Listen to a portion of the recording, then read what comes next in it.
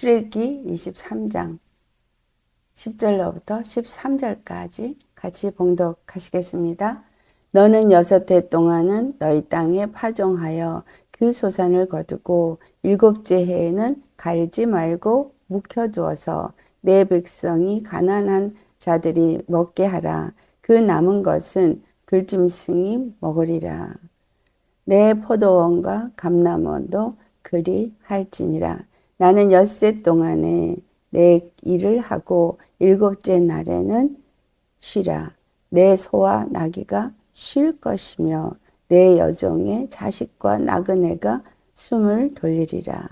내가 내게 이른 모든 일을 삼가 지키고 다른 신들의 이름은 부르지도 말며 내 입에서 들리게도 하지 말지니라. 아멘. 오늘 말씀의 제목은 자유와 쉼을 주는 규례라는 제목으로 말씀을 나누도록 하겠습니다. 이렇게 주님은 지금 자세하게 이스라엘 백성들에게 율례와 법도를 가르쳐 주고 계십니다. 여러분, 이스라엘 백성에게 율례와 법도를 주시는 이유가 무엇입니까? 중요한 건 그들에게 여호와가 누구고 그들의 백성이 된 이스라엘은 누구인가? 그거를 가르쳐주는 하나님의 의도입니다. 그걸 가르쳐주기 위해서 오늘 본문에서 가르쳐주고자 하는 건 진정한 자유와 쉼을 주시는 분이 여호와이시다. 이거를 가르쳐주기 위해서 이 율례를 주신 것입니다. 이사야서 43장 11절에 여호와께서 말씀하신 것은 나 외에 다른 주가 없다. 나만이 오직 너의 구원자다. 나만이 여호와, 나만이 너의 구원자이다. 이런 말씀을 하신 것처럼 이 모든 율례와 법도는 나만이 너의 여호와, 나만이 너의 구원자다. 이 말씀을 명령으로 준 거예요. 율례와 법도를 주신 겁니다. 이 율례와 법도를 주신 것은 나 여호와, 너 백성. 그래서 나와 너 사이에서 어떤 법을 주어서 너를 두렵게 하고 너를 얽매이고 그것이 아니라 나 여호와는 너의 구원자이다. 그래서 내가 너에게 주고자 하는 이 말씀들, 이 율례와 법도를 지킬 때 너에게는 진정한 자유가 있다. 구원이 있다. 그걸 가르쳐주기 위한 것입니다. 왜냐하면 그들은 애굽에서 종살이를 해왔던 자이죠. 그래서 진정한 자유, 진정한 쉼이 바로 그 여호와의 구원을 얻을 때에, 다시 말하면 여호와께서 지켜주시고 보호해 주시고 여호와의 은혜와 사랑 안에서 지낼 수 있게 하실 때에 우리에게 진정한 자유와 쉼이 있다, 그겁니다. 그래서 진정한 자유와 쉼을 오늘도 우리에게 주셨죠. 말씀을 주셨습니다. 근데 이것을 내가 지키려고 하고 열심히 애쓰려고 합니다. 그것을 잘못 깨달은 이스라엘은 어떻게 했어요? 이 율법을 지키려고 했어요. 그 규례를 지키려고, 그 법도를 지키려고 너무너무 애썼어요.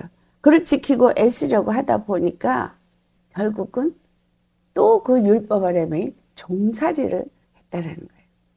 주님이 그들에게 이 율례와 법도를 주신 목적이 무엇인지, 의도가 무엇인지를 전혀 깨닫지 못하고 또 그것에게 매여서 그것을 지키려고 애를 쓴 거예요. 그걸 지켜야지만 거룩하고 지켜야지만 의롭다함을 얻는다. 이런 생각을 한 것입니다. 근데 우리도 마찬가지예요. 뭔가 지켜야 하려고, 지키려고 애를 쓰는 거, 이거는 근본부터 잘못된 것입니다. 갈라디아서 3장 10절 말씀을 먼저 봉독하겠습니다. 무릇 율법 행위에 속한 자들은 저주 아래에 있나니 기록된 바 누구든지 율법책에 기록된 대로 모든 일을 항상 행하지 아니하는 자는 저주 아래에 있는 자라 하였습니다. 율법을 주신 것이 어떤 의미인지를 깨닫지 못하고 여기서 말씀하잖아요. 율법 행위에 머물러 있고 그 율법 행위로 의롭다 하려고 하는 자들은 그 율법책에 기록한 모든 말씀을 다 지켜야 하는, 모든 일을 항상 행해야 돼요. 그 율법의 모든 말씀을 다 해서 지키지 않으면 그들은, 율법은 우리에게 뭐였어요? 율법은 죄를 깨닫게 하는 법이라 그랬는데, 그러다 보니까 죄의 값인 사망을 요구하는 그 자리로 가게 되는 것입니다. 그래서 저주 아래 놓인 자라라고 말하는 거예요. 율법 아래에 있는 사람은 항상 율법을 지켜야 돼요. 저주 아래에 있는 거예요. 갈라디아 3장 12절 같이 봉독합니다. 율법은 믿음에서 난 것이 아니니 율법을 행하는 자는 그 가운데서 살리라 하였느니라. 그러니까 늘 예수님 안에서 우리가 자유를 얻었다고 하면서도 어떤 율법적인 행위로 구원을 얻으려고 교회에 열심을 내고 있으면서 그 말씀을 행하려고 한다면, 율법을 행하는 자는 그 가운데서 살기 때문에 모든 일을 항상 행해야 되는 거예요. 근데 우리는 예수 그리스도를 믿을 때 예수님은 우리에게 무엇을 주셨어요? 십자가에 왜 죽으셨어요? 그걸 잊어버리는 거예요. 내가 예수님을 믿는 이유, 예수님은 나에게 무엇을 주셨느냐? 예수님 십자가에 죽으시고 부활하셔서 우리의 모든 죄를 사하시고 우리를 자유케 하셨습니다. 죄와 저주에서 자유케 하셨어요. 그리고 생명의 성령의 법 안에 살게 했습니다. 그래서 율법으로 하나님 안에서 우리가 의롭다함을 얻지 못하기 때문에, 자 11절 보겠습니다. 또 하나님 앞에서 아무도 율법으로 말미암아 의롭게 되지 못할 것이 분명하니 이는 의인은 믿음으로 살리라 하였습니다. 네, 율법으로 사는 것이 아니라 우리는 믿음으로 사는 것입니다. 그리스도께서 우리를 위하여 속량하셨기 때문에. 자 13절 같이 봉독합니다. 그리스도께서 우리를 위하여 저주를 받은 바 되사 율법의 저주에서 우리를 속량하셨으니 기록된 바 나무에 달린 자마다 저주 아래에 있는 자라 하였습니다. 우리의 죄가 지금 나무에 달렸어요. 예수님이 그 몸을 짊어지시고 십자가에 박히시면서 우리의 모든 저주가, 죄와 사망이 다 십자가에 달렸어요. 예수님이 대신 나 대신 죽으셨습니다. 그래서 예수님을 통해서 우리가 그 십자가를 믿을 때에 의롭다함도 얻고 그 십자가를 믿을 때에 자유함도 얻는 것이죠. 그래서 우리가 믿는다는 이 믿음은 어떤 걸 말하는 거예요? 자유함을 누리는 삶을 사는 거예요. 생명으로 말미암아 예수님께서 나의 모든 죄와 저주를 다 십자가 못 박으시고 우리에게 주신 건 부활 생명입니다. 다시 산 자예요. 여러분, 우리는 다시 산 자입니다. 그래서 이전의 사람이 아닌 거예요. 근데 옛날에 내 생각, 옛날에 내 마음, 옛날에 내 습성, 옛날에 나, 이거를 고수하고 있다면, 그걸 고집하고 있다면 여러분 새 사람이 된 것이 아니죠. 여러분 다 벗어버린 새 사람이십니까? 정말 생각부터가 새로워져야 돼요. 마음도 새로워져야 돼요. 삶의 모든 습관, 행동, 말 다 새로워져야 돼요. 왜? 새 사람이거든요. 여러분, 이 땅을 살면서 우리가 나오는 내 삶에서의 이 모든 것들은 어디서 나와요? 나라고 말하는 내 혼의 인격, 인격적인 사람, 지성과 감정과 의지를 인격의 세 요소로 말합니다. 그래서 우리가 생각하는 것도 말하는 것도 또 마음가짐도 내 안에 있는 지성, 감정, 의지에서 나와요. 근데 이건 다 이전에 옛사람, 그 혼적인 옛사람에서부터 나온다면 이건 옛사람인 거예요. 근데 주님은 우리에게 그 생명을 주시고 우리에게 속사람이 생기게 했어요. 새 사람이 생기게 했어요. 그래서 예수님을 믿는 사람은 이제 두 사람이 공존하게 된 거예요. 속사람과 겉사람. 옛사람이죠. 겉사람은. 이 두 가지 사람 중에서 내가 누구의 인도함을 받느냐. 우리의 속사람은 예수님의 속성을 받은 사람이에요. 예수님의 영으로 말미암아 예수님의 영혼이 우리 안에 들어온 거예요. 예수님의 영을 받으면서 우리는 지성과 감정과 의지가 바뀌었어요. 새 사람은 어떻게 바뀌었어요? 하나님의 지혜를 가진 자로 바뀌었어요. 하나님의 감정을 가진 자로 바뀌었어요. 하나님의 의지를 가진 자로 바뀌었어요. 옛사람은 옛 죄인의 지성, 세상에서 얻어진 지식으로 얻어진 지성, 옛 세상에서 얻어진 것들로 인해서 생겨진 감정들, 그리고 거기서 내가 가졌던 의지, 어떤 뜻을 세우고 어떤 계획을 세우고 이걸로만 살아왔었습니다. 그러나 이제 새 사람이 된 사람은 속 사람으로 사셔야 되는 거예요. 겉사람은 당연히 우리에게 있죠. 그래서 이 육체를 사는 동안에 이 세상에서 얻어진 지식이 어떤 땐 필요하고 어떤 계획도 세워야 되고 어떤 그런 의지를 향해서 가야 되지만 실질적으로 그러한 겉사람을 지배하고 있는 건 속사람이어야 된다는 거죠. 그래서 그 생명이 항상 내 생각을 지배하고 내 감정을 지배하고 내 의지를 지배해서 그 예수님이 내 안에 주신 진정한 믿음이 보이지 아니하는 생명의 역사인 거예요. 생명의 능력인 거예요. 그래서 이 생명이 내 안에서 말씀을 통해서 깨달은 대로 내 생각과 내 감정과 내 의지를 지배하니까 그것을 다른 말로 말해서 우리는 항상 말씀의 지배를 받아야 된다. 이렇게 표현을 하는 것입니다. 그래서 의인은 믿음으로 말미암아 살리라. 네, 여기서 여러분 믿음이 어떤 믿음이냐가 이제 관건이 되겠죠? 네, 사람들이 되게 믿음을 주님이 이렇게 해주시면 내가 믿겠나이다. 이게 대부분이에요. 해주시면 믿는 거예요. 그리고 또 그 다음에 믿음이 있다고 생각하는 게 뭐냐면 이렇게 되게 해주시겠지. 막연한 믿음. 여러분 이렇게 되게 해주시겠지 하는 막연한 믿음. 세 번째 믿음은 그리 아니하실지라도 의 믿음이에요. 그리 아니하실지라도 라고 다니엘의 세 친구가 말한 그 말의 의미는 모든 선택을 하나님께 맡긴 상태예요. 내가 기도하고 내가 원하는 것이 아니라 하나님께 모든 것을 맡긴 상태. 그러면 주님 기도를 할 때 우리가 주님 이거 해주세요 저거 해주세요 이렇게 기도를 하면서 그것을 안 해주면 주님은 내 기도를 안 들으시나?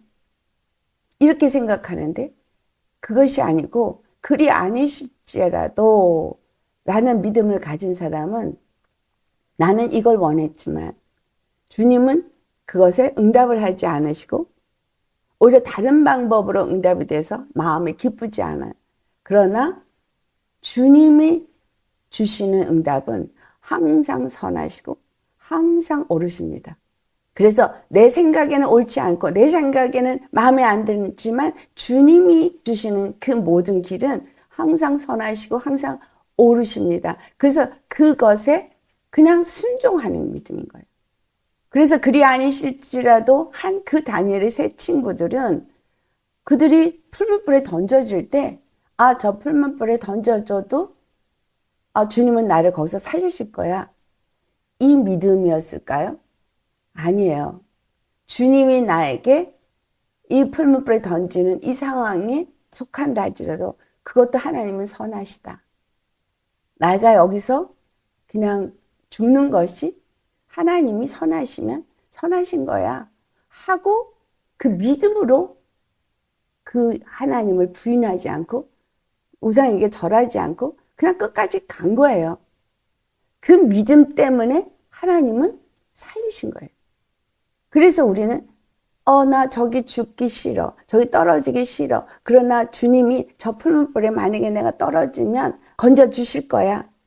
이런 믿음으로 떨어지는 그것도 중요하죠. 그런데 중요한 건 되지 않은 일을 될 것이라고 믿는 것도 중요하지만 혹 되지 않는다 할지라도 그것은 하나님 앞에서 하나님 뜻대로 하옵소서. 여러분 우리의 믿음은 하나님 뜻대로 하옵소서. 자기의 것이 이것이 내 마음에 들든 안 들든 모든 것이 하나님의 뜻 안에서 이루어진 것이다. 그리고 이것에는 하나님의 선하신 뜻이 있다라고 생각하면서 모든 걸 맡긴 사람은 그 마음이 어떻죠? 평강이 있는 거예요. 믿음의 사람은 그것이 되어야 합니다. 그래서 내 주관대로, 내 생각대로, 내 계획대로 뭔가가 되어지는 것이 아니라 속사람으로 되어진 내 안에서 올라온 하나님의 뜻과 하나님의 어떤 의도와 하나님의 생각과 그 하나님이 인도하시는 대로 나는 그저 그분에게 이미 드려진 자인 거예요. 여러분, 우리 믿음의 사람은 이제 우리의 사는 삶은 주님 앞에 내어놓은 자로서 사는 삶이에요. 내가 나를 주장하는 사람이 아니라 하나님의 나를 내어놓은 자로 사는 삶입니다. 이것이 바로 그 새 생명 가운데 사는 사람이에요. 왜냐하면 뭐라 그랬어요? 율법을 주신 목적은 하나님이 우리에게 진정한 자유와 쉼을 주는 구원의 하나님인 것을 믿게 하기 위해서, 누리게 하기 위해서, 그리고 세 번째 뭐야? 나타내게 하기 위해서요. 내가 그러한 자유를, 그러한 쉼을 얻는 그 하나님께 속한 하나님의 것으로서 하나님이 책임진다라는 것을 주위의 모든 사람들도 알게 하기 위해서 이것을 준 것이라는 거예요. 우리에게 예수 그리스도를 믿게 하고 믿음을 주신 이유가 바로 그것입니다. 그래서 오늘 이 본문 말씀을 우리는 그 관점에서 보셔야 합니다. 12절을 먼저 나누겠습니다. 12절에 엿새 동안에 일을 하고 일곱째 날에는 쉬라. 그렇게 말을 하고 있죠. 엿새 동안에 일을 하고 일곱째 날에는 쉬래요. 근데 엿새 동안에는 내 일을 하고 일곱째 날 왜 쉬라 그랬어요? 이것은 창세기 2장 3절에 나오는 여호와께서 천지를 다 지으실 때 6일 동안 지으시고 제7일에 안식하셨기 때문인데 중요한 것은 이 7일에 3절에 뭐라고 표현하고 있냐면 이 7일 일곱째 날을 복되게 하시고 그 다음에 거룩하게 하셨다.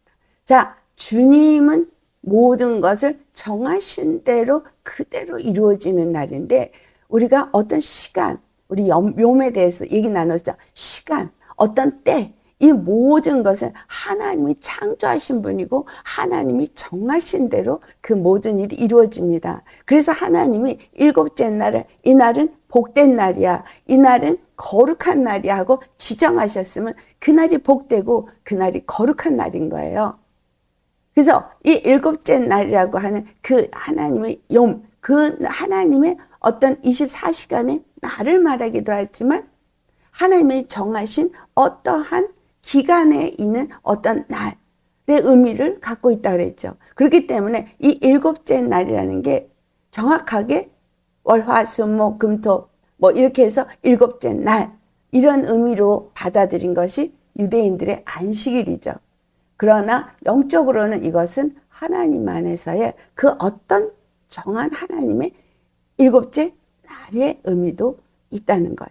이 두 가지 의미 속에서 이걸 봐야죠. 근데 그날은 복된 날이고 그날은 거룩한 날로 주님께서 삼으시고 이 날을 복되고 거룩하게 했기 때문에 너희는 이 7일째 쉬라 라고 말한 것은 그날의 그 복을 누리고 그리고 그날의 그 쉼으로 인해서 이들에게는 어떤 것이 주어지는 거예요? 거룩함이 주어지는 거예요.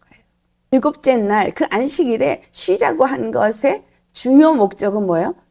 복되고 거룩하게 하기 위한 날이라는 거예요. 근데 그날에 소와 나귀도 쉬고 그들이 사용하는 짐승이에요.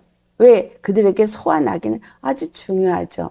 밭을 갈아야 될 때 소가 필요하고 짐을 나르을 때 나귀가 필요하고 그런 종들을 의미하고 있습니다. 또 여종의 자식과 나그네도 숨을 돌리게 하라. 나그네조차도 숨을 돌리고 쉴 수 있다. 아니, 나그네는 일하는 날이 아니고 그냥 나그네는 와서 하는 거 아닌가? 여기서 나그네는 잠깐 그곳에 와서 머무는 자를 의미하고 있습니다.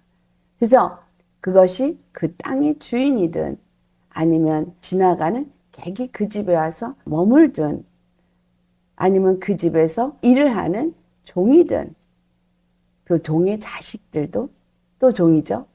그리고 거기서 일하는 소와 나귀든 다 그날은 쉬라는 거예요. 쉼을 주기 원하는 거예요. 그 쉼은 물론 다음 날에 일을 하는데 에너지를 충전하는 시간이기도 하지만 하나님의 목적은 그 말씀에 순종할 때 우리에게 쉼과 거룩함을 주는 것이기도 하고 그 날을 정말 주님이 복되게 하고 거룩하게 했기 때문에 이스라엘 백성들에게 안식일을 주신 건 복되고 거룩한 그것을 주시는 여호와 그분을 알게 하고 그가 안에서 너희가 이날은 쉬어도 돼. 쉬어도 필요한 거 내가 다 채워주고 내가 너를 하고 거룩하게 하는 날이야. 그래서 그 안식일은 그들에게 성회로 모이라 해서 여호와 앞에 가서 예배를 드리는 날로 그들이 사사는 오락을 하지 않고 쉬는 날이죠. 그래서 이 일곱째 날에는 모든 피조물들이 다 쉼을 얻게 하는 날입니다. 그래서 이 날은 안식일을 이제 레위기 23장에 가면 그들의 준 날들이 있는데 안식일에 대해서 그들은 거룩한 성회로 모이라. 그래서 그 거룩한 날에는 누구를 기념하는 거예요? 누구를 기억하는 거예요? 여호와를 기억하는 거예요. 이 여호와를 만나는 일을 하도록 여호와 앞에 모여서 예배하고 찬송하면서 그날을 그 여호와 안에서 6일 동안에 모든 일을 잘 마친 것도 감사하고 그리고 그날을 기뻐하고 즐거워하면서 쉼을 누리는 것, 자유를 누리는 것, 어떤 일을 해야 된다는 그런 관념, 강박관념이 아닌 쉼을 누리는데 그것이 우리로 하여금 거룩함을 주님과의 교제 속에서 거룩함을 얻게 하는 그러한 날이다라는 거죠. 그래서 여호와의 안식일에 대해서는 우리가 어떤 날을 기억할 수 있냐. 이것이 바로 마태복음 12장에 나오는 말씀이고 이 말씀이 히브리서 10장에 나오는 말씀하고 연결이 됩니다. 자, 이 날을 마태복음 12장을 우리 한번 찾아보시겠습니다. 7절에서 8절까지의 말씀을 보면은 나는 자비를 원하고 제사를 원하지 아니하노라 하신 뜻을 너희가 알았더라면 무죄한 자를 정죄하지 아니하였으리라. 예수님께서 그 안식일에 사람들을 치유하고 안식일에 제자들이 밀밭 사이를 가면서 거기서 그걸 갖다 먹고 막 그러니까 이제 유대인들이 그걸 가지고 정죄하는 일을 끊임없이 할 때에 분명히 이들은 안식일 날은 성회로 모이는 날이고 그날은 여호와께 제사 드리는 날이라고 고정관념이 팍 박혀 있는 거예요. 그런데 예수님은 지금 여기서 무슨 말씀을 하세요? 나는 자비를 원하고 제사를 원하지 아니하노라. 지금 당신이 여호와 하나님의 자리에서 말씀을 하는 거예요. 나는 이런 말씀이 있지 여호와는 제사를 원하는 것보다 자비를 원한다. 이 말. 그러니까 복되게 하고 거룩하게 한 안식일은 여호와께서 이스라엘 백성에게 자비를 베푸신 날이라는 말을 하고 있는 거예요. 자비를 베풀어서 나는 너에게 진정한 자유와 쉼을 주고 릴렉스. 그날은 내 안에서 그냥 누려라, 쉬어라. 그 얘기를 하는 거죠. 그래서 8절에 인자는 안식일의 주인이다 라는 말씀을 하십니다. 예수님께서 십자가에 죽으시고 부활하셔서 우리에게 죄와 사망과 저주에서부터 자유를 주셨고 쉼을 주셨어요. 그래서 이 안식일의 주인인 예수 그리스도를 우리가 만날 때에는 예수 그리스도 안에서 여러분 쉼을 얻죠. 그렇다면 예수님이 오신 그날 제7일의 의미가 어떤 의미냐? 모든 일을 마치시고 쉬신다 할 때 예수님이 십자가에 죽으실 때 뭐라 그러셨어요? 다 이루었다. 여러분 다 이루었어요. 그러면 그 다음에 예수님은 천국으로 올라가셔서 보좌에 앉으셨습니다. 그러면 예수님이 하늘로 올라가서 쉬는 그날부터는 뭐예요? 안식일인 거죠. 그렇죠? 안식일. 자, 예수님이 십자가에 죽으시고 부활하셔서 하늘에 올라가신 그 이후에 우리에게 성령을 보내주셨어요. 그래서 우리에게 주어진 이 마지막 때를 살고 있는 우리에게 이 시간은 뭐냐면 안식일인 거예요.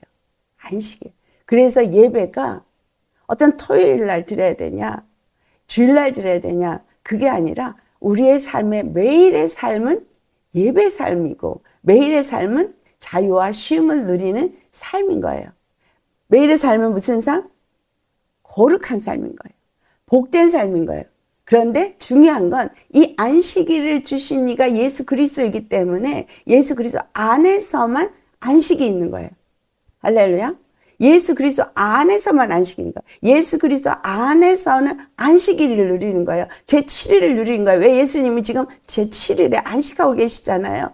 우리가 그래서 예수 그리스도 안에서 안식하는 거예요. 자유가 있는 거예요. 쉼이 있는 거예요. 어떤 죄와 저주와 사망이 나를 지배할 수 없는 삶. 정말 내가 예수님을 믿으면 그런 지배를 받지 않는 삶을 살아야 되는 거예요. 진정한 예수 그리스도 안에서 자유를 누린 삶. 그걸 뭐라 그랬어요, 제가? 속사람으로 사는 삶이어야 되는 거예요. 겉사람은 죄의 사람이에요. 겉사람으로 살면 죄의 사람으로 살게 돼요. 육의 사람이잖아요. 속사람 뭐예요? 영의 사람이에요. 이 영의 사람으로 사는 사람은 그래서 세상에 겉사람이 사는 이 세상에 무슨 일이 있어도 예수 그리스도 안에서 그 자유를 누리는 사람은 안식을 누리고 그리고 그 거룩함을 살고 그 복을 누리는 삶을 사니까 항상 평안한 거예요. 예수님의 말씀의 지배를 받으니까. 그렇죠? 예수님 앞에 예배하는 삶, 찬송하는 삶, 그분을 경배하는 삶을 살면서 그분께 나를 맡긴 자의 삶을 살기 때문에 평안한 거예요. 그래서 내가 기도를 할 때 들으시고 해주실 수도 있고 안 했을 수도 있고 그래서 안 해주면 어떡하나가 아니라 그 모든 것이 나의 모든 것을 그분에게 이미 맡긴 삶인 거예요. 그 생명으로 나를 사셨거든요. 그 피로 날 사셨거든요. 그리고 나는 그분의 것이 되었다는 말의 의미는 종이 되었다는 말로 표현돼서 의의 종이라 그러니까 종살이에서 묶여 다니면서 이거 해라 저거 해라 그러면 그걸 해야 되는 그게 아니고 예수님 안에 내가 완전히 드려진 그분의 것으로서 사는 자이기 때문에 그분이 의고 의 안에서 내가 완전히 나를 드려서 의의 종으로 산다 이런 의미를 주고 있는 겁니다. 그래서 항상 의 안에 살지 죄하고는 상관이 없는 자인 거죠. 그래서 의 안에서 살고 그 말씀을 따라 살고 그래서 주님이 나를 인도하시고 내게 복을 주시고 나를 거룩하게 하심으로 나는 거룩한 삶, 의로운 삶을 사는 자 이가 바로 예수 그리스도 안에서 안식을 누리는 자인 거예요. 그래서 이 안식일이라는 어떤 그 기간이 누구에게 속해 있는 거냐? 예수께 속해 있기 때문에 예수님은 안식일의 주인이신 겁니다. 그래서 우리는 그 의의 날, 거룩한 날의 주인인 거예요. 예수님 안에서만 거룩해질 수 있고 예수님 안에서만 의로워질 수 있기 때문에 우리가 예수님 안에 있을 때 의의 종이고 거룩한 백성이 되어지는 걸 나타내고 있는 겁니다. 아멘. 그래서 히브리서 10장에 똑같은 이야기를 다시 말하는데 하나님은 제사와 예물을 원하지 아니하시고 오직 나를 위하여 한 몸을 예비하셨도다 라고 5절에 말합니다. 예수님을 준비하신 하나님은 제사와 예물을 원하는 게 아니에요. 자비를 베푸길 원하시는 거예요. 진정한 우리로 하여금 우리의 어떤 피 흘림이 끊임없는 제사로 거룩해지면 이거를 하게 하는 게 아니라 완전한 피 흘림으로 완전한 거룩함, 완전한 자유함을 주기 위해서 예수 그리스도가 십자가에 못 박히셨다는 거예요. 그래서 그것을 위해서 한 몸을 예비하셨다.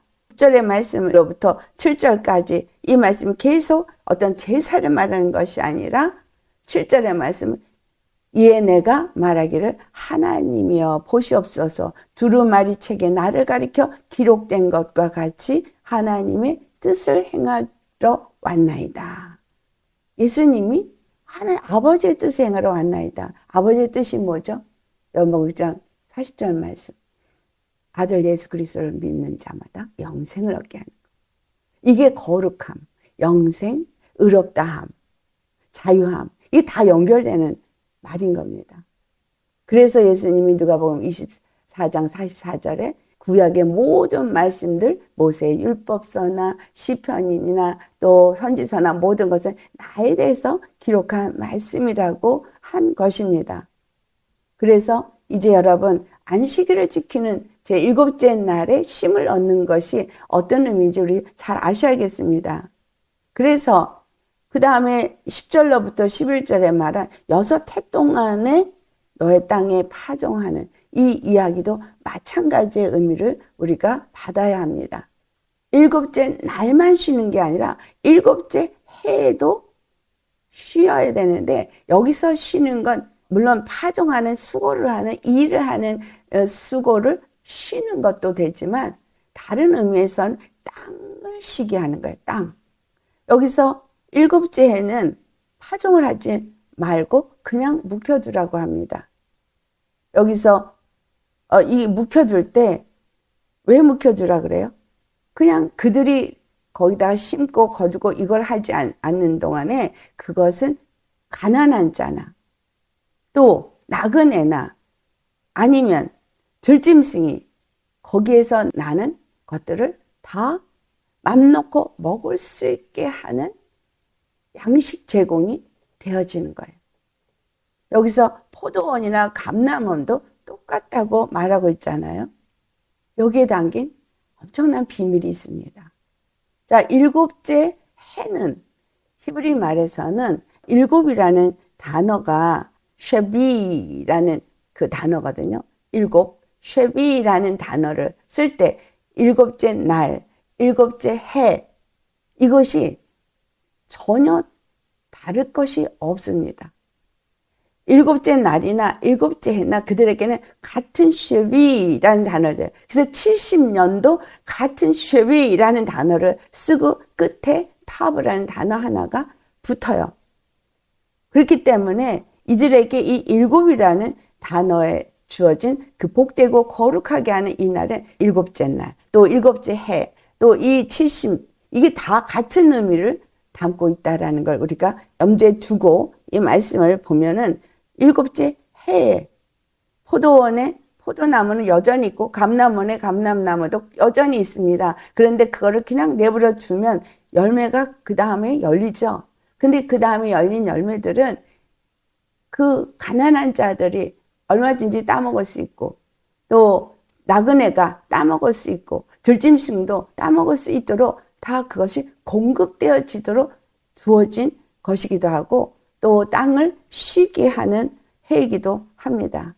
그래서 안식년이라고 하는 이 안식년, 이것은 그들 땅을 경작하고 갖는 사람에게만이 아니라 다른 이방인들에게도 또 나그네에게도 가난한 자들에게도 허락되어지는 그 기간인 거예요.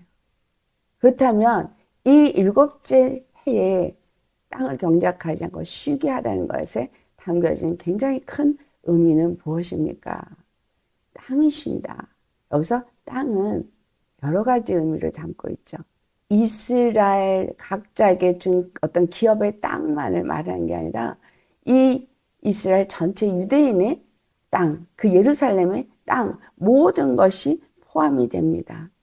근데 이 말씀이 보면 레위기 23장에 가면 22절에 그 오순절이 지나고 나서 나팔절이 되기 전 그 사이에 땅을 내버려 둘 때 거기에 있는 것들을 다 거두지 말고 내버려 두라고 하는 그 기간이 있어요. 그 기간을 우리는 이방인 추수의 때라고 말합니다. 그 기간이 얼마인지는 우리가 알지 못하지만 이때가 이방인의 추수 기간을 생각하면서 이 말씀을 푼다면 이 말씀 속에서 우리가 무엇을 알 수 있느냐라는 거죠. 그것은 바로 우리가 깨달아 알 수 있는 것이 역대하 36장 20절부터 23절까지 우리 같이 봉독하겠습니다. 갈대아 왕과 그의 자손의 노예가 되어 바사국이 통치할 때까지 이르니라. 이에 토지가 황폐하여 땅이 안식년을 누림같이 안식하여 70년을 지냈으니 여호와께서 예레미야의 입으로 하신 말씀이 이루어졌더라.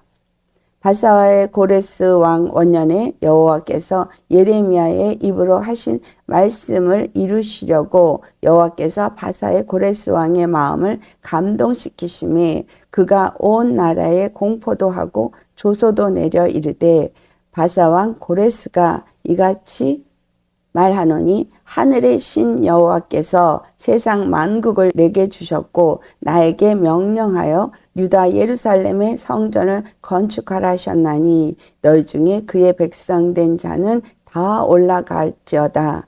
너의 하나님 여호와께서 함께 하시기를 원하노라 하였더라. 7해에 땅을 쉬라.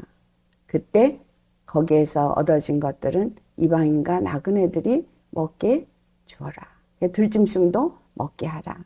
그런데 지금 이 역대하 36장의 20절로부터 있는 말씀을 보니 그 땅을 쉬게 한 그들에게 안식년이라고 말하는 그 날이 어떠한 날이었더냐라는 거예요. 그 땅이 안식년을 누렸다는 거예요. 그 땅에 농작을 하고 경작을 하는 일을 하지 못했어요. 어느 정도? 70년 동안. 근데 왜 이러한 일이 일어났습니까? 그들이 바벨론으로 끌려가서 바사왕 원년, 바사왕이 고레스 왕이 세워지는 그 첫 해가 될 때까지 그들은 돌아올 생각을 하지 못했어요. 근데 왜 그와 같은 일이 있었느냐?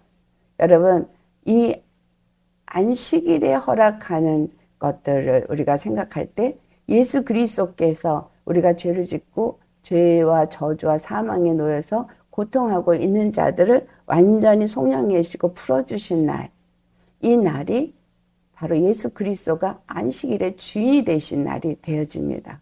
그렇죠? 또 하나님이 이 땅의 모든 일을 마치신 날이 제7째 날이 됩니다. 그렇다면 이스라엘이 바벨론으로 끌려간 이 결과는 어디서 얻어졌냐 하면 그들이 땅에 살면서 열심히 심었는데 무슨 결과를 얻은 거예요? 다 말하면 우리 심령이 땅입니다. 그래서 이 심령으로 땅이 돼서 열심히 심었는데 뭘 심은 거예요? 하나님 여호와를 섬기는 자로 심은 것이 아니라 그들이 우상을 섬겼어요. 끊임없이 우상을 섬겼고 여호와를 버렸어요. 그래서 여러분 우리 땅에 우리가 열심히 뭔가를 신앙생활을 한다고 했는데 율법을 지키려고 애를 쓰면서 했으면 거기서 얻어진 건 뭐예요? 그냥 저주예요. 율법으로는 의롭다함을 얻을 수 없으니까. 또한 그것에서 뭔가 나는 열심히 섬겼지만 거기에 여호와를 섬긴 것이 아니고 우상을 섬긴 것이 되어버렸어요. 그래서 그것에서 맺어진 열매는 뭐냐? 바로 여호와로부터 이제 그 땅을 쉬게 하는 역사를 이루는 역사가 일어난 겁니다. 그래서 바벨론에 끌려가서 그들은 너희가 우상을 섬겼어. 그래, 그러면 우상을 섬기는 나라에게 가서 종노릇을 좀 해봐. 여러분, 이 대한민국이 너무나 우상을 섬기고 살아왔죠. 그래서 어땠어요?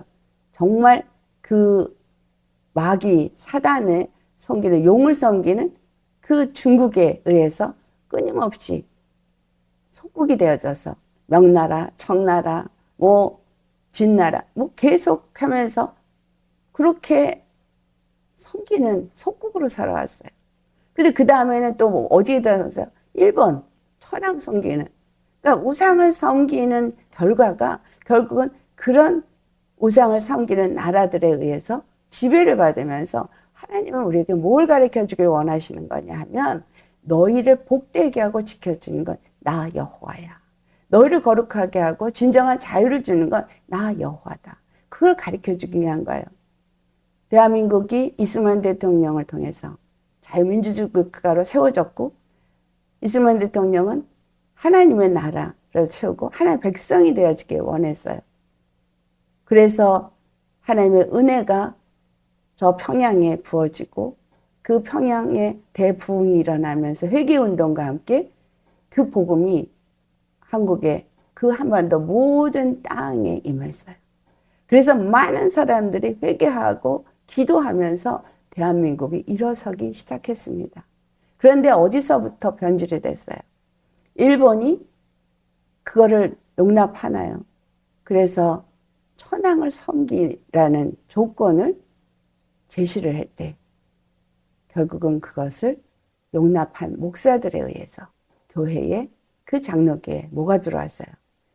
예배 시작하기 첫 시작에 묵도라는 거를 시작해서 그 묵도에 천황을 기념하는 천황에게 묵도하면서 그 천황을 섬기는 그것을 예배에 집어넣으면 너희들을 예배를 드리도록 용납해 줄게. 근데 그거를 거부한 주기철 목사님 같은 분은 순교를 당했죠.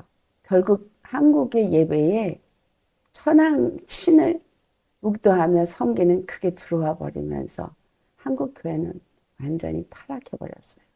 그 이후에 퍼진 교회가 오늘날의 장로교든 감리교든 여러분 예배 시작 전에 자 묵도로 예배를 시작하겠습니다. 이것이 바로 거기에서 시작된 거예요.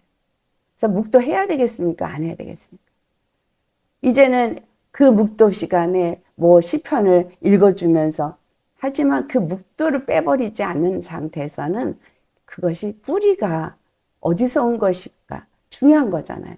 그렇기 때문에 그 묵도 자체를 완전히 제거해 버려야 하는 것입니다. 주님이 우리에게 항상 우리의 단 한 분 여호와가 되기를 원하시는 거죠. 그래서 이 이스라엘 백성들이 우상을 섬겼기 때문에 저 바벨론에 끌려가서 그들 안에서 내가 너에게 자유를 주고 이스라엘 이 땅을 너에게 주어서 자유 정말 하나님의 국가로서 제사장 나라로서 거룩한 백성으로 너희를 세웠는데 너희가 우상을 섬겼으니 이제 그곳에 가서 다시 종살이를 좀 해봐.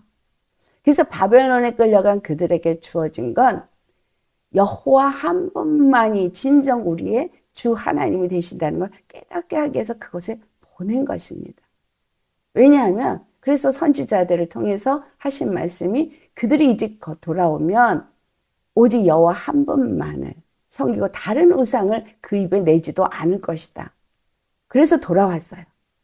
그게 고레스 왕 때 예루살렘 성전이 중건되어지면서 제2 예루살렘 중건이 주어지고 그들이 여호와를 섬기는 자로 돌아오게 된 겁니다. 근데 그들이 돌아와서 어떻게 했어요? 율법을 강화해서 율법을 지키려고 율법을 여호와께서 왜 이 율례와 법도를 주셨는지 그 의도는 완전히 없고 율법을 지키려고 하다가 오히려 율법의 종노릇을 하였다는 거예요. 그래서 예수님까지 십자가에 못 박는 일을 했습니다.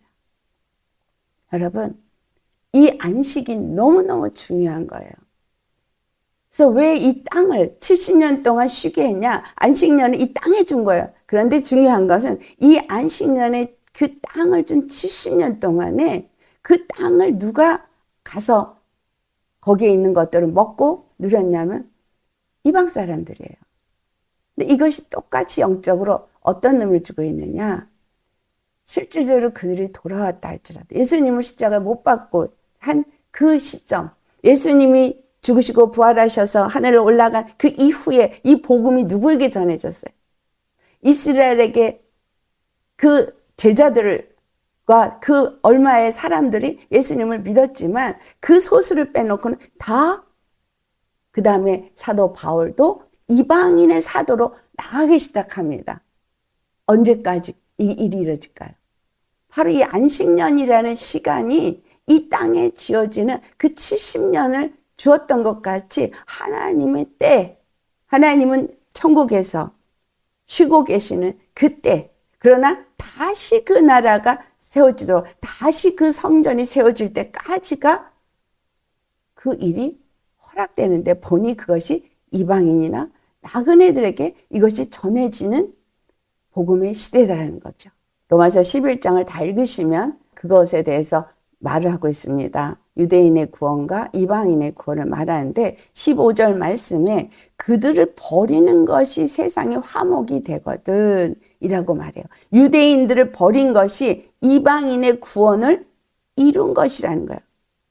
뭐가 된다고요? 세상의 화목. 여기서 세상의 화목은 에베소 2장에 말씀한 이방인과 유대인이 화목해져서 예수 그리스도 안에서 한 하나님께 나아가게 되어지는 이 화목을 말하고 있는 거예요. 그래서 그 받아들이는 것이 죽은 자 가운데서 살아나는 것이 아니면 무엇이리요?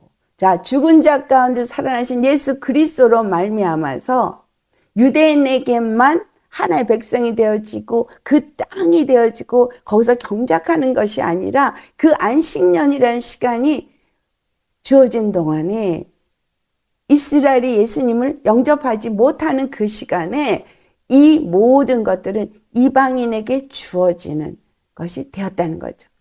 이방인들이, 나그네들이 예수 그리스도를 영접함으로 인해서 이방인의 구원이 이루어지고 하나님의 구원이 유대인에게만이 아니라 이방인에게도 이루어져서 동일하게 전 세계의 모든 자들에게 양식이 주어지는 그 일을 이루셨다라는 거예요. 그래서 그 안식년은 모든 유대인들에게만 준 일곱째 날에 거룩하게 하고 복을 주고 또 예루살렘에만 거룩하게 하고 복을 주고가 아니라 모든 세상에게 복을 주고 거룩하게 하는 하나님의 뜻이 있는 거라는 거예요.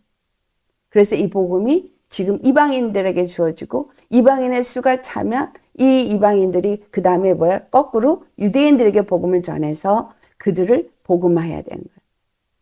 그래서 우리 한국은 복음을 빚진 자예요. 이 은혜를 입은 자예요.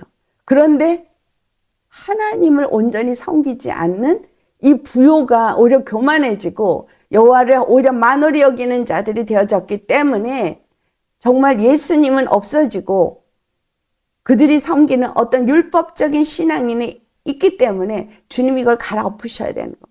바벨론에 끌려간 이스라엘인들처럼 그렇게 이 악한 자들에게 종살이하고는 이 실체가 드러나야 되는 거예요.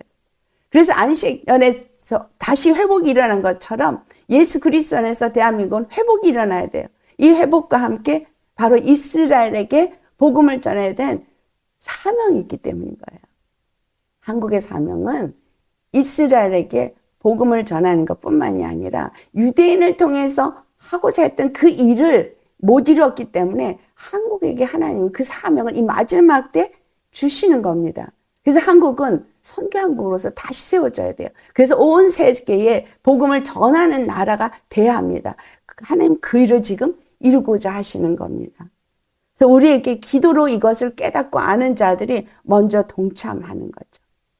그래서 오늘 마지막 13절에 하신 말씀, 중요한 것은 내가 내게 이른 모든 일을 삼가 지키고 다른 신들의 이름은 부르지도 말며 내 입에서 들리게도 하지 말라라고 말해요. 자, 주님이 그 유대인들에게, 이스라엘에게 율례와 법도를 준 것을 삼가 지키라는 거예요. 우리가 오늘 예수 그리스도 안에서 말씀을 받은 것을 삼가 지켜야 돼요. 예수 그리스도의 십자가를 통해서 나에게 준 이 안식을 누리는 이것이 삼가 지켜져야 되는 거예요. 근데 이 삼가 지키다는 이 유대인의 단어가 샤말인데 이 샤말의 뜻은 뭐냐면 keep watch and protect. 예, 계속 보면서 지켜야 돼요. 근데 뭘? 생명을 지켜야 된대. Save life. 이런 의미를 담고 있어요. 그러니까 계속해서 watch out. 나 자신을 돌아봐야 되는 거예요. 그리고 나 자신을 보호해야 돼요. 뭐를 보호하는 거예요? 생명을. 육체의 생명을 얘기하는 게 예수 그리스도 안에서 바로 내가 안식을 누리고 있나? 예수 그리스도께서 십자가를 통해서 주신 그 생명을 내가 누리고 있나? 이 생명을 계속해서 save. 내 안에 보존되도록 계속해서 살펴봐야 되는 거야. 나 자신을. 네가 어떠하냐? 어떤 믿음에 살고 있느냐? 살펴보라는 의미예요. 그래서 다른 신들의 이름을 부르지도 말며 내 안에 들리게도 하지 마라. 여기서 부르다라고 하는 이 말씀은 어떤 의미를 주고 있냐면 사칼이라는 단어인데 계속 기억하라는 거예요. 생각하라는 거예요. 불러들여서 내 안에 그거를 내 마음에 새기라는 거예요. 그러면 다른 우상을 생각하지도 마라. 다른 우상을 불러들이지도 말아라. 내 마음에 그거를 불러들이지도 말고 생각으로 하지도 마라. 이 말인 거예요. 근데 우리는 우리 생각 속에 너무나 많은 우상의 생각을 하죠. 우리의 마음에 세상적인 걸 너무 많이 받아들이죠. 그거 하지 말라는 거예요. 뭐만. 그냥 겉사람의 인도를 받지 말라는 거죠. 속사람으로 주님의 말씀과 생각이 나를 지배하게 하라는 거예요. 주님의 십자가의 은혜를 자꾸 기억하라는 거예요. 주님의 말씀을 기억하고 주님의 말씀을 생각하고 주님의 말씀을 내 마음에 불러들이면 때 이 우상은 절대 그렇게 하지 말라는 거예요. 왜? 예수 그리스도를 통해서 우리에게 구원을 줬고 예수 그리스도 외에는 우리가 구원의 이름을 주지 않았기 때문에 주의 이름을 부르라는 거예요. 여러분, 그래서 주여 주여 한다고 주의 이름을 부르는 거라고 생각하면 안 돼요. 주의 이름을 부른다는 이 부르다라는 의미의 단어 자카, 기억하라는 거죠. 내 마음에 불러들여 새기라는 거죠. 아멘. 주의 이름을 부른다는 건 주님을 계속해서 내 마음에 모시고 주님을 기억하고 주님으로 사는 사람이 되라는 거예요. 주님은 우리의 단 한 분 유일한 주시고 예수님은 우리의 단 한 분 그리스도이십니다. 그래서 예수의 이름을 부르는 거예요. 근데 막연하게 주여 주여거나 예수님하고 부르면서 그분을 온전히 나의 단 한 분 유일한 구원의 주 여호와 그리스도로 섬기지 않으면서 헷갈지도 않으면서 입으로만 주여 주여 하고 믿지 않으면서 입으로만 주여 주여 이게 망령되이 주의 이름을 부르는 겁니다. 정말 주님 앞에 여러분 다 맡기셨습니까? 진정 예수 그리스도 안에서 안식을 누리고 계십니까? 영생을 누리고 계십니까? 나의 삶은 이 안에 만약에 우상이 있으면 여기 안식년을 하게끔 그냥 노예 생활을 하게끔 한다는 거예요. 그래서 그동안 노예 생활 잘 해보셨죠? 얼마나 괴로워요. 얼마나 힘들어요. 그러니까 돌아오라는 거죠. 돌아와서 다시 주님의 성전으로 세워야 되는 거예요. 예수 그리스도 안에 돌아온 사람들은 안식년에 돌아온 사람이 된 거예요. 그래서 성전으로 세워지는 사람이 된 거예요. 입에서 부르지도 말고 귀에 들리게도 하지 말래요. 입에서 다른 것을 내놓지 말라는 거잖아요.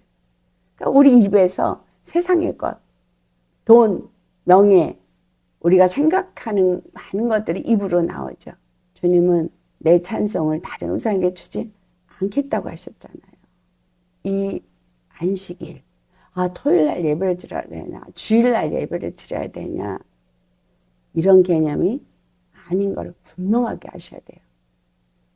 이 사람들에게 제7일에 쉬라고 말씀을 준 것처럼 예수 그리스도가 안식일의 주인으로서 우리에게 진정한 쉼을 주셨어요. 자유를 주셨어요. 거룩함을 얻는 길을 주셨어요. 예수 그리스도 안에서만 우리가 거룩함을 얻을 수 있고 자유함을 얻을 수 있고 쉼을 얻을 수 있지 예수 그리스도 밖에서는 다시 죄의 종이 되는 거잖아요. 그렇기 때문에 다른 어떤 우상도 우리 섬기면 안 돼요.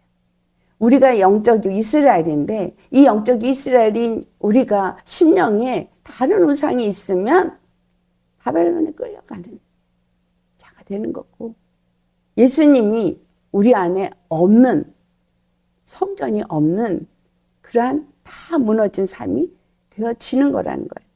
그걸 주님이 지금 다시 세우시는 거잖아요. 우리 안에서 지금 할 일이 뭐예요? 거룩한 성전으로 세워지는 일인 거예요.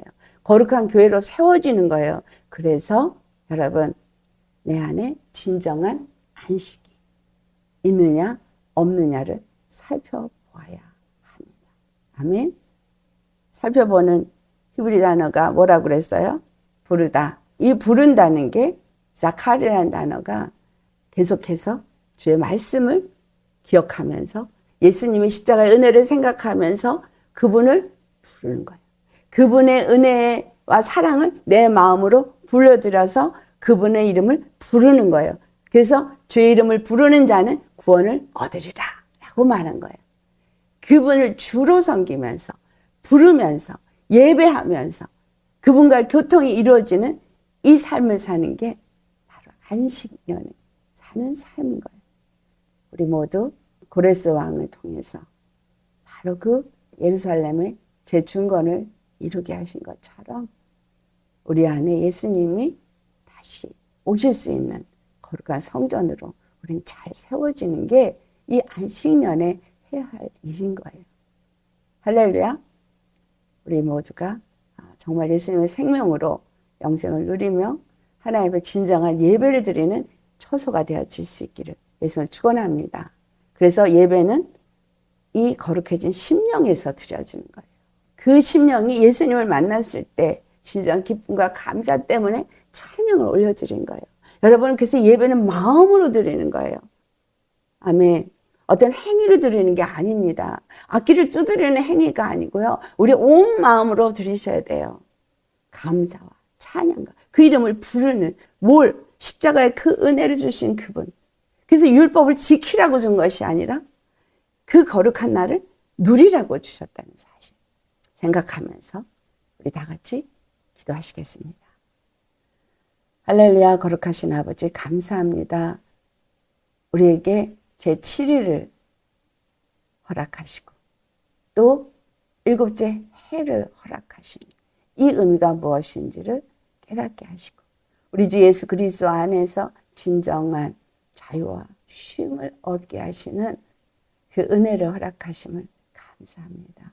오늘 이 말씀을 통해서 예수 그리스도 안에서 진정 우리가 어떠한 삶을 살아야 될지, 어떠한 복을 받은 자인지, 주님이 주신 자유와 그 거룩함을 누리는 것이 얼마나 귀한 것인지를 깨달아 알게 하여 주옵소서.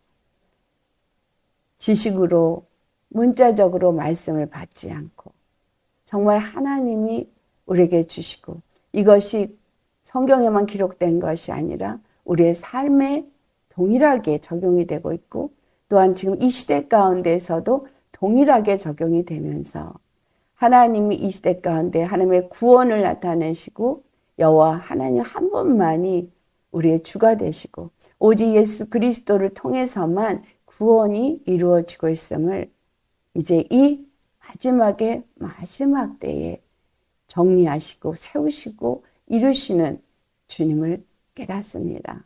우리가 이제 그 일을 위해서 사명을 가진 자로서 또 말씀을 받고 은혜 받은 자로서 그 일을 이루는 자가 되게 하기를 원합니다. 주님 우리 안에서 이루시고 우리를 통해서 우리 가정에서 이루시고 우리의 나라에서 이루시고 더 확장되어져서 온 열방에 이룰 수 있는 우리가 될 수 있도록 축복하여 주옵소서. 오직 우리 주 예수 그리스도 안에서 진정한 그 안식을 누리는 말씀과 기도 속에서 예배 삶을 사는 예수 그리스도의 거룩한 성전으로 잘 세워지는 우리 되기를 간절히 축원합니다. 아버지, 간절히 또 기도합니다. 이 날을 축복하신 것처럼 우리 각 신령을 축복합니다. 그리고 이 말씀을 받은 자들을 축복합니다. 그 축복이 이 말씀을 깨닫고 받은 자들에게 임하여서 그들을 통해서 주님의 축복된 일을 이루시옵소서. 온전히 온 천지가 오직 여호와 한 분 우리 주 예수님만을 경배하고 찬양하며 감사의 찬송을 드릴 수 있게 하여 주옵소서. 주신 은혜 감사하고 우리 주 예수님의 이름 받들어 감사 기도드렸나이다. 아멘.